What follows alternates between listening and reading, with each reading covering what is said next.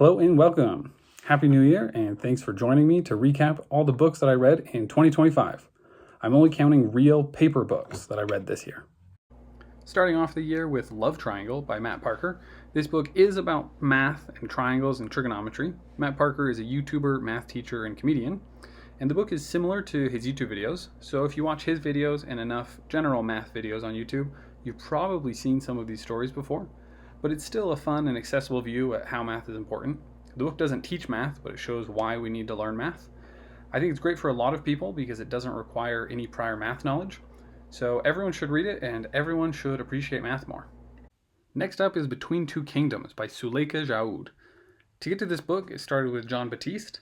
I really like Jon Batiste's music, so I was excited to watch the American Symphony doc on Netflix. But it's also about his wife, and she's a musician and really cool. Everything I saw from Suleika was really interesting, so I was excited to get the book. Between Two Kingdoms is about her getting diagnosed with leukemia and going through treatment and recovery and grappling with how to live during treatment and after. It's a very vulnerable story. This book made me want to live more intentionally. Suleika, to me, represents a lot of what I wish I was, more creative and more sensitive. This is a really great book, and everyone should read it. I also have her new book, The Book of Alchemy. I'm excited to read that. The Lincoln Highway by Amor, Towles. I read this for a book club. I'd previously read A Gentleman in Moscow, and I loved that, so I was excited for this one. It's a really fun book to discuss because of the frustrating character who you wish would stop making bad decisions.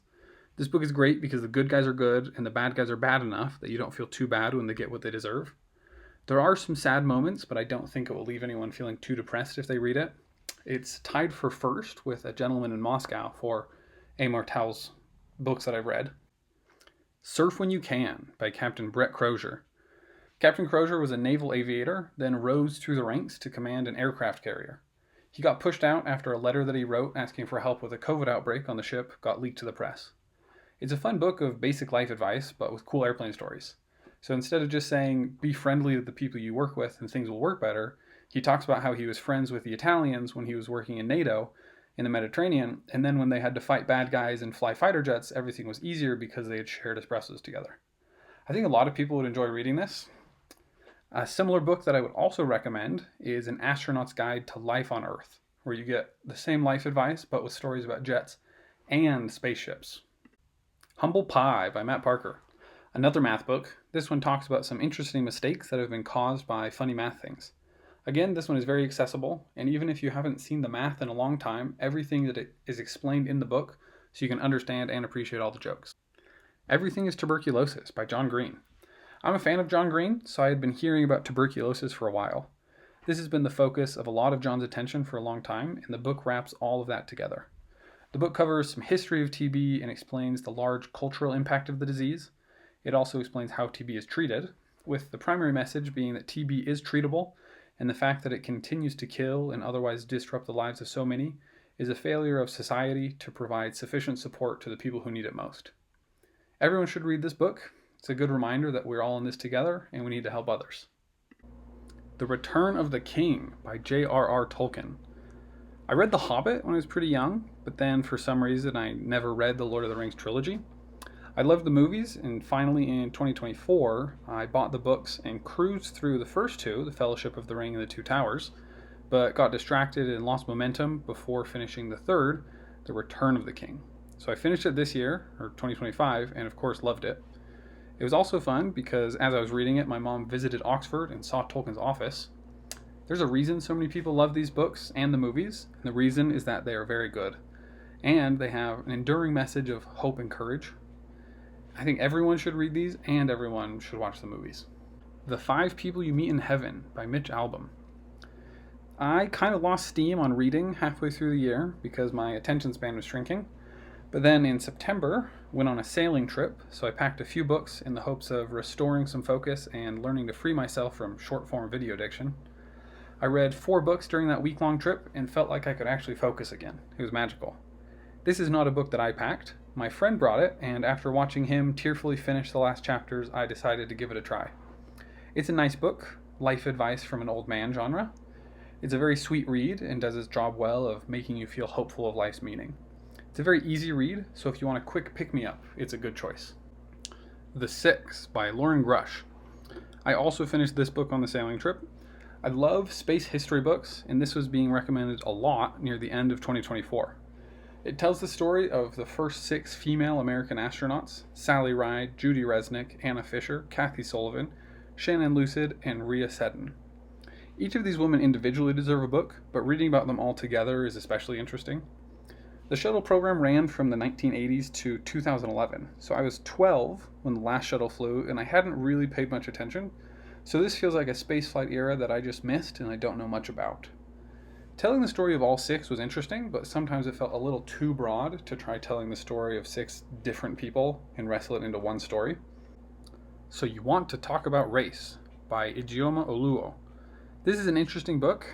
I think it's really easy to get defensive with this kind of book, but Ijeoma Oluo does an amazing job of carefully explaining the hurt and damages of systemic racism. I think a lot of people should read this. Even if you disagree with some things, I think any sincere reader will come away wanting to be more sensitive and aware. The Curve of Time by M. Wylie Blanchet. This is a book that lives on the sailboat we were on, and that is the ideal habitat for this book. It's the memoir of a woman and her 5 children. Her husband had bought the boat, and then he disappeared in a boat accident. She continued to take the kids on boating adventures up the Pacific Northwest coast every summer, and she documented their adventures. It's a fun book with a very distinct spirit. Some 1920s, 30s, slight kookiness. It's a really interesting read, but above all, if you're on a sailboat in the Pacific Northwest, you definitely need to read it. Dark Matter by Blake Crouch. I read this for book club. It's a sci-fi time travel action book. A physics professor made a choice years ago to focus on his family. But then, the parallel universe guy, where he prioritized career over everything else, is lonely and jealous, so he takes his place. Then the original guy has to fight his way back. It's a cool premise and a really well-written book. In the end, it gets a little crazy with so many versions of the guy, and who's the real one, and what does that even mean? I found it a little frustrating, but I don't think it's the book's fault. I just think I wasn't in the mood to sit and contemplate a moral conundrum. But it's a really fun read. The Alchemist by Paulo Coelho. I forgot that I read this book. It's really short. Borrowed it from a friend and finished it in a day. It's fine. I think reading in the foreword, where Paulo says that he rereads it often and always finds great wisdom, set the wrong tone for me. Imagining anyone sitting down with their own book and saying, "Wow, the person who wrote this must be really smart," didn't make me very generous in my reading. The book itself is actually fine. If you read it without the buildup of providing direction and inspiration for all of humanity, I think you can enjoy it. It does have some good life lessons, and it's a fun story of a guy going on a strange adventure. I also listened to a lot of books this year. I count audiobooks differently because I'm trying to train my attention, and paper books are the best way to get myself to focus. For audiobooks, this year Brando Sando really dominated. I re-listened to all of Mistborn Era 1. They're very good. I also listened to the Wax and Wayne series. This was especially fun because I thought that I'd read the whole series, but it turns out I'd only read the first 2. This is understandable if you know how many Brando Sando books there are. The series is really good, and if you've only read the first 2, I definitely recommend finishing the series. More Brando Sando, you got Isles of the Emberdark, Yumi and the Nightmare Painter, Tress of the Emerald Sea, The Sunlit Man. I fell behind a little bit with Brandon's work, and he works quickly, so I had a lot of catching up to do. These books were all great in order of how much I enjoyed them. It would be first Yumi and the Nightmare Painter, Isles of the Emberdark, Tress of the Emerald Sea, and then The Sunlit Man. Some more great listening with Emma M. Lyon by Brett Brower. I went from hearing nothing about these books to suddenly seeing them everywhere. They're really, really fun. The audiobooks are really good. I love the way the narrator says Emma for Arabella's voice. I think everyone should read these or listen to these. So those are the books. Had a great year. I'm looking forward to more reading in 2026.